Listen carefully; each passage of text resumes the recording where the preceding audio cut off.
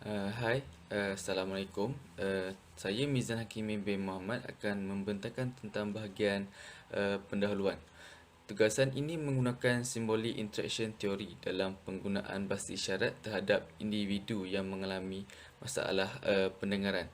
Teori interaction simbolik digunakan sebagai salah satu pendekatan sosiologi oleh Herbert Blumer dan George Herbert Mead yang berpendapat bahawa manusia adalah individu yang berfikir, merasakan, memberi pemahaman terhadap setiap situasi, menimbulkan reaksi dan interpretasi terhadap setiap rangsangan yang dihadapi.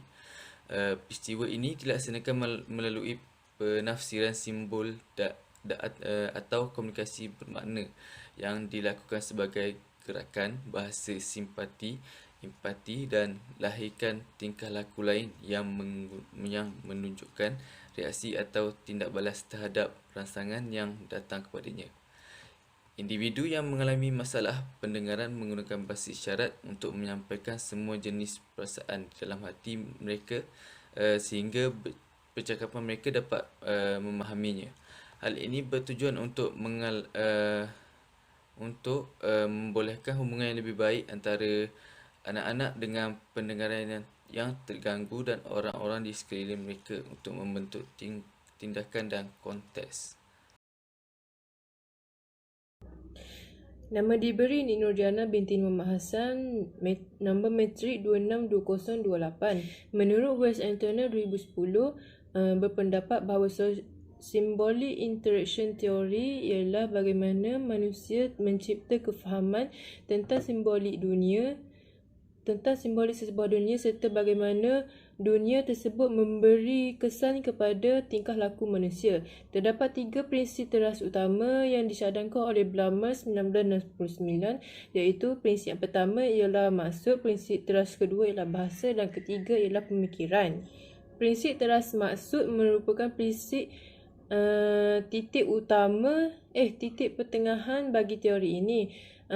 Prinsip teras utama mencadangkan tentang tindakan dan sikap manusia terhadap orang lain maupun benda berdasarkan makna yang telah mereka tunjukkan atau berikan kepada mereka. Manakala prinsip teras bahasa ialah simbol dan interaksi yang mudah difahami dan dihadam oleh minda seseorang manusia terhadap persekitarannya. Manakala yang terakhir, prinsip teras yang terakhir iaitu pemikiran, iaitu memberi penafsiran berdasarkan simbol yang telah kita lihat. Assalamualaikum warahmatullahi wabarakatuh. Nama saya Siti Nazira binti Ramli, nama matrik 262095. Saya akan membentangkan mengenai kaitan antara teori dan isu yang dipilih. Yang pertama, teori ini ada menyatakan bahawa makna komunikasi boleh diperolehi melalui simbol atau bahasa isyarat.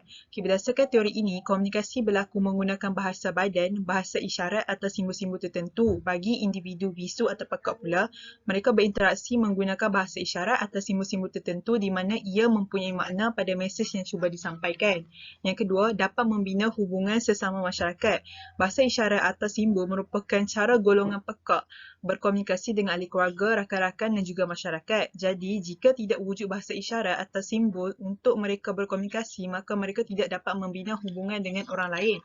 Manakala yang ketiga pula ialah merupakan teori komunikasi yang menekankan simbol kerana simbol dapat mengekspresikan perasaan atau pemikiran seseorang. Bagi golongan bisu ataupun pekak, perasaan mereka boleh diekspresikan melalui bahasa isyarat atau reaksi muka di mana apabila orang melihat reaksi muka mereka, pastinya dapat mengetahui sama ada mereka sedang gembira, sedih ataupun marah.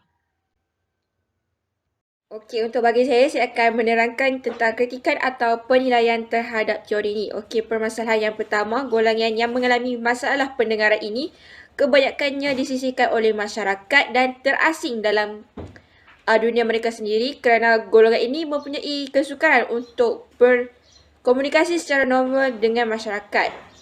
Kerana masyarakat bahkan juga tidak tahu cara untuk berkomunikasi dengan golongan ini kerana beranggapan bahawa hanya golongan tersebut perlu mempelajari bahasa isyarat tersebut. Secara tidak langsung, masyarakat tidak dapat berbicara dan berkomunikasi dengan golongan tersebut kerana tak memahami simbol-simbol atau isyarat yang telah dikeluarkan oleh golongan tersebut. Okey, untuk yang kedua ialah masyarakat tak dapat nak menguasai atau tak dapat memahami isyarat maupun simbol, nescaya masyarakat secara tidak langsung, masyarakat tidak dapat mengesan atau memahami maksud yang ingin disampaikan oleh golongan-golongan OKU tersebut sekiranya mereka memerlukan bantuan. Sebagai contoh, pihak media sering menunjukkan tentang iklan-iklan berkaitan dengan ancaman yang dihadapi oleh golongan OKU, di mana mereka telah menunjukkan isyarat untuk meminta pertolongan, tetapi masyarakat tidak dapat memahami isyarat tersebut yang digunakan dan tidak dapat menolong golongan tersebut. Okey, yang seterusnya ialah kelemahan setiap individu untuk menafsir simbol atau isyarat dengan kefahaman berbeza, di mana setiap isyarat yang dikeluarkan itu, di mana setiap individu akan mempunyai perfahaman atau menganggap makna yang berbeza. Jadi di sini pihak-pihak tersebut akan cuba berusaha untuk memahami setiap simbol yang telah dikeluarkan oleh setiap individu untuk berinteraksi sesama mereka. Okey, kelebihan teori ini ialah dapat digunakan masyarakat dalam kehidupan seharian kerana masyarakat menggunakan simbol atau isyarat ini untuk saling berinteraksi di dalam suasana dan situasi harian mereka, dan mereka memanfaatkan hubungan interaksi tersebut. Okey, teori ini juga menunjukkan interaksi seseorang individu dengan individu lain untuk mencapai motif dan sesuatu tujuan ataupun matlamat dengan menggunakan isyarat atau simbolik. Sekian, terima kasih. Assalamualaikum dan selamat sejahtera. Nama saya Ilman Hakimi bin Mansur, nombor matriks 278495, dan saya akan membentangkan bahagian penutup.